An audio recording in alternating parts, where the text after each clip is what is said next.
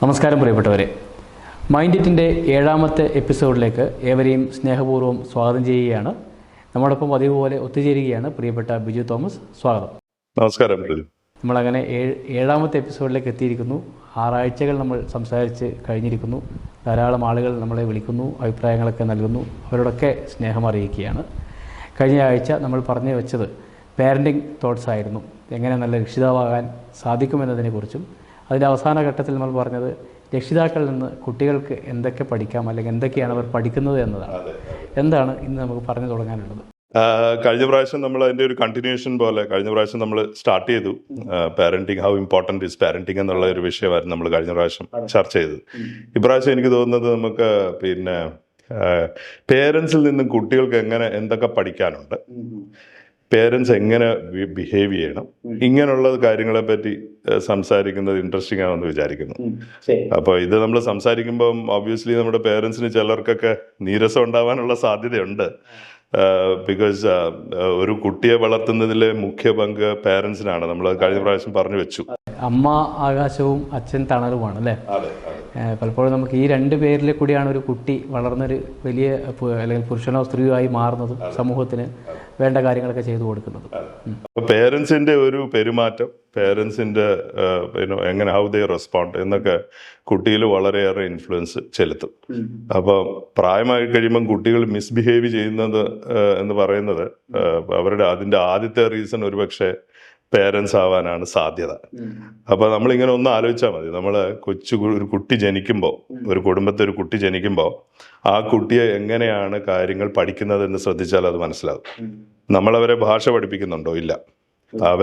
നമ്മൾ പറയുന്നത് കേട്ടും ആണ്, അതുപോലെ നമ്മൾ പെരുമാറുന്നതും നമ്മൾ സംസാരിക്കുന്നതും ഒക്കെ കേട്ടാണ് കുട്ടികൾ പഠിക്കുന്നത് തന്നെ. അപ്പോൾ ഭാഷ പഠിക്കാനായിട്ട് നമ്മൾ പ്രായമായി കഴിയുമ്പോൾ എന്ത് ഡിഫിക്കൽട്ടാണെന്ന് നമുക്കറിയാം, ഒരു ഭാഷ പഠിച്ചെടുക്കുക എന്നുള്ളത്. അപ്പോൾ ആലോചിച്ച് നോക്കൂ, ഈ കുട്ടികൾ ഒരു സ്പോഞ്ച് പോലെയാണെന്ന് പറയാം. അങ്ങനെ അബ്സോർബ് ചെയ്യും, ഒപ്പിയെടുക്കുകയാണ്. അതെ, വീട്ടിലുള്ള നടക്കുന്ന കാര്യങ്ങൾ അങ്ങനെ ഒപ്പിയെടുക്കുകയാണ് അവർ. അപ്പോൾ അതുകൊണ്ടുകൂടി നമ്മൾ വളരെയേറെ പേരൻസായ നമ്മൾ വളരെയേറെ ശ്രദ്ധിക്കേണ്ടിയിരിക്കുന്നു. അപ്പോൾ ഇതിനകത്ത് പറയാനുള്ളതെന്ന് വെച്ചാൽ, ആദ്യമായിട്ട് എനിക്ക് പറയാനുള്ളത്, ഈ കുട്ടികൾ വളർന്നു വരുന്ന ഒരു കാലഘട്ടത്തിൽ ഇപ്പം നമ്മൾ പലപ്പോഴും ശ്രദ്ധിച്ചിട്ടുണ്ട്, ഈ 4ാം ക്ലാസ്സുകാരനോ 5ാം ക്ലാസ്സിനോ ഐഫോൺ മേടിച്ചു കൊടുക്കുന്ന ഒരു കാലഘട്ടം.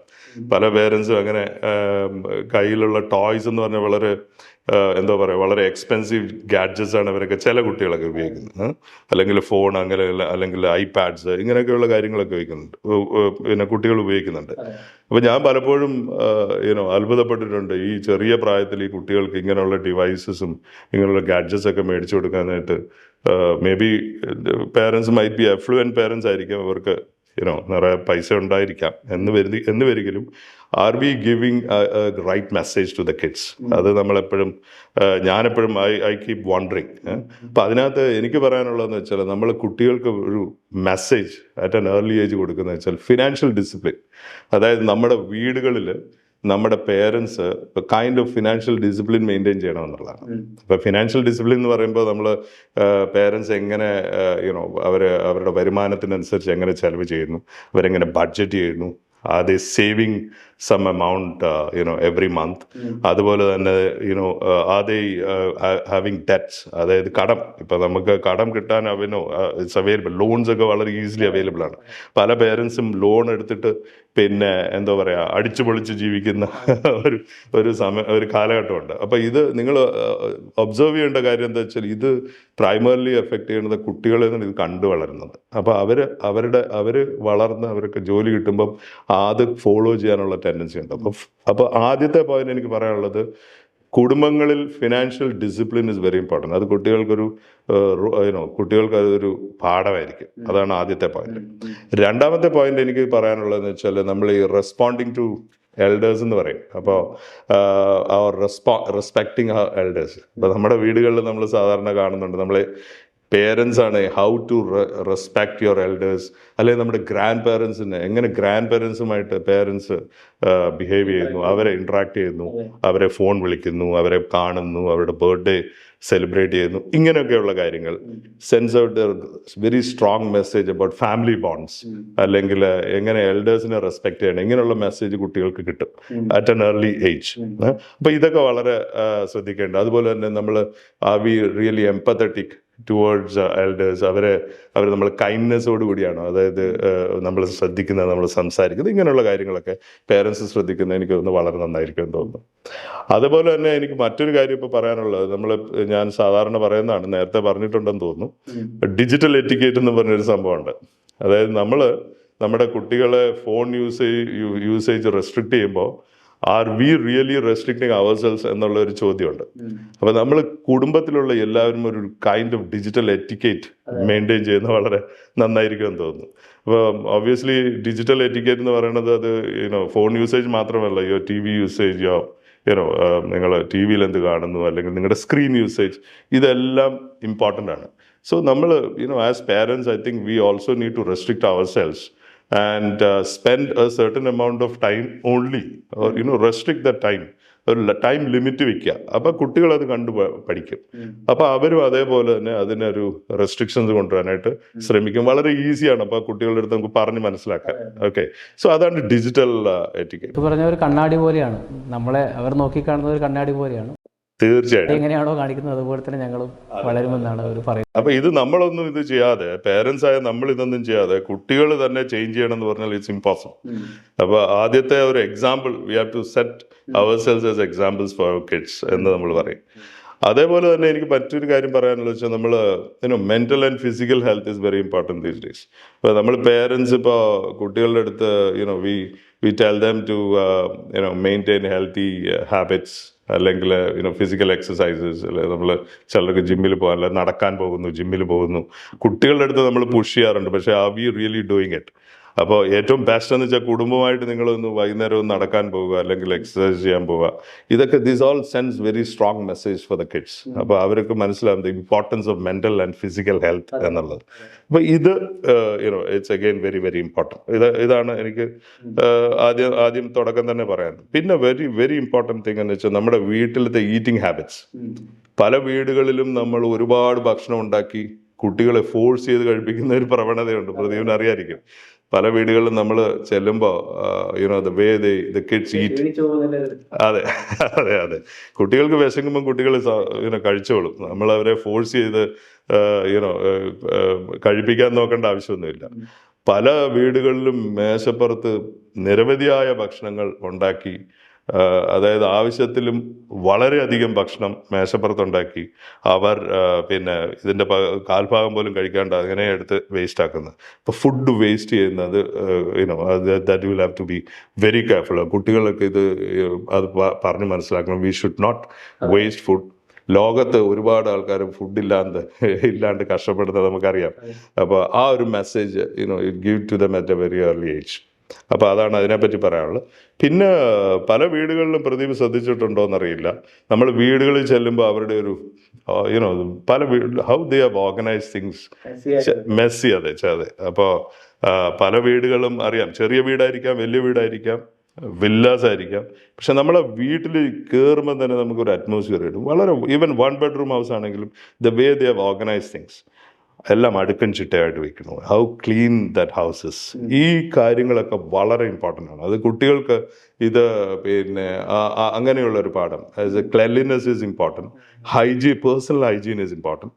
നമ്മൾ പലപ്പോഴും കുട്ടികളെ വഴക്ക് പറയാറുണ്ട്, മോൻ്റെ മേശപ്പുറം കിടക്കുന്നുണ്ട്, ബുക്സൊക്കെ അടുക്കി വെക്കൂ, അല്ലെങ്കിൽ ബെഡ് വിരിച്ചിടൂ എന്ന് പറയും. പക്ഷേങ്കിൽ നിങ്ങളുടെ റൂമിലോ അല്ല നിങ്ങളുടെ ലിവിങ് റൂമിലോ ഇതുമാതിരി നിങ്ങൾ മെയിൻറ്റെയിൻ ചെയ്യാറുണ്ടോ എന്നുള്ള ഒരു ചോദ്യം സ്വയം ചോദിക്കുന്നത് എനിക്ക് തോന്നുന്നു, I think it's very important. ഇപ്പം ക്ലെൻലിനെസ്, ഹൈജീൻ, ഇങ്ങനെയുള്ള കാര്യങ്ങളൊക്കെ കുട്ടികൾ ഇത് നമ്മുടെ കയ്യിൽ നിന്ന് കണ്ടുപഠിക്കും. അതേപോലെ തന്നെ എനിക്ക് പറയാനുള്ളതെന്ന് വെച്ചാൽ the way we communicate, okay, how we speak to others. നമ്മൾ മറ്റു പലരെയും നമ്മൾ സർക്കാസം, അതായത് നമ്മൾ കളിയാക്കാറുണ്ടോ? അപ്പോൾ ഇത് കുട്ടികൾ കാണുന്നുണ്ട്. അതുപോലെ നമ്മൾ മറ്റുള്ളവരെ പറ്റി മോശം പറയാറുണ്ടോ? വീടുകളിലിരുന്ന് മറ്റുള്ള ആൾക്കാർ, നമ്മുടെ റിലേറ്റീവ്സിനെ അല്ലെ ഫ്രണ്ട്സിനെ പറ്റി ഡു വി ബാഡ് മൗത്തിങ് ഉണ്ടോ? അതുപോലെ നമ്മൾ ഡു വി ക്രിട്ടിസൈസ് ദം? ഇങ്ങനെയുള്ള കാര്യങ്ങൾ ഓൾസോ കുട്ടികൾ നമ്മളിൽ നിന്ന് കണ്ടാണ് പഠിക്കുന്നത്. So it's very important that we maintain a certain decorum. നമ്മളെ the way we talk, the way we communicate with others over the phone also. Over the phone നേരിട്ട് സംസാരിക്കുന്നതൊക്കെ I think it's very important. It sends out a very strong message to your kids. പിന്നെ എനിക്ക് ഓർമ്മയിൽ വരുന്നതെന്ന് വെച്ചാൽ നമ്മൾ gender equality. ഇപ്പം പല വീടുകളിലും ചിലപ്പോൾ ആൺകുട്ടികളും പെൺകുട്ടികളും ഉണ്ടാവും. Are we treating them equal? എനിക്ക് തോന്നുന്നത് നമ്മൾ ചെറിയ പ്രായത്തിൽ തന്നെ അവരെ ഈക്വലായിട്ട് വളർത്താനും ജെൻഡർ ഇക്വാലിറ്റിൻ്റെ ഒരു മെസ്സേജ് അവർക്ക് കൊടുക്കാനും ഒക്കെ നമ്മൾ ശ്രമിക്കുന്നത് വളരെ നന്നായിരിക്കും. ഈ പുതിയ മാറിയ ലോകമാണ്, ആൺ പെൺ വ്യത്യാസങ്ങളൊക്കെ കുറഞ്ഞു വരുന്ന ഒരു സമയമാണ്. അപ്പം അത് നമ്മൾ ഈ ഒരു kind of training I think you will have to give it to your kids at a very early age. പിന്നെ അതുപോലെ തന്നെ വെരി വെരി ഇമ്പോർട്ടൻ്റ് എന്ന് വെച്ചാൽ നമ്മൾ of course parents will have difference of opinion, we will have arguments at home. നമ്മൾ മാതാപിതാക്കൾ വഴക്കിടും. Very important is not to fight in front of your kids. അപ്പോൾ നിങ്ങൾക്ക് ഫൈറ്റ് ചെയ്യണമെന്നുണ്ടെങ്കിൽ you take a private place or you just find some other location and then discuss an issue and come to some kind of a consensus. പക്ഷേ ഒരിക്കലും കുട്ടികളുടെ മുമ്പിൽ നിങ്ങൾ fight ചെയ്യോ argue ചെയ്യരുത്. അത് that's a very bad thing to do. അപ്പം ഇത് എനിക്ക് തോന്നുന്നത് വെരി വെരി ഇമ്പോർട്ടൻ്റ് ആണ്, നമ്മൾ ശ്രദ്ധിക്കണം. അപ്പം എനിക്ക് ചുരുക്കത്തിൽ ഇതിനകത്ത് പറയാനുള്ളത് ക്വാളിറ്റി പാരന്റിങ് അല്ലെ quality of the parents will finally defines how your kids are really brought up. നമുക്ക് സമയം ചുരുക്കമായതുകൊണ്ട് ഞാനിത് വളരെ സ്പീഡിൽ ഇങ്ങനെ പറഞ്ഞു പോയി എന്നേ ഉള്ളൂ. പക്ഷേ ഇത് ഓരോ പോയിന്റും വളരെ വളരെ ഇമ്പോർട്ടൻ്റ് ആണ്. നമ്മളെ കണ്ടുകൊണ്ടാണ് അവൾ വളരുന്നത്. ഇങ്ങനെയാണ് ഞാൻ സമൂഹത്തിൽ പെരുമാറേണ്ടത്, അല്ല എങ്ങനെയാണ് ഞാൻ പ്രവർത്തിക്കേണ്ടതെന്ന് മനസ്സിലാക്കുന്നത് തീർച്ചയായിട്ടും വീട്ടിൽ നിന്ന് തന്നെയാണ്.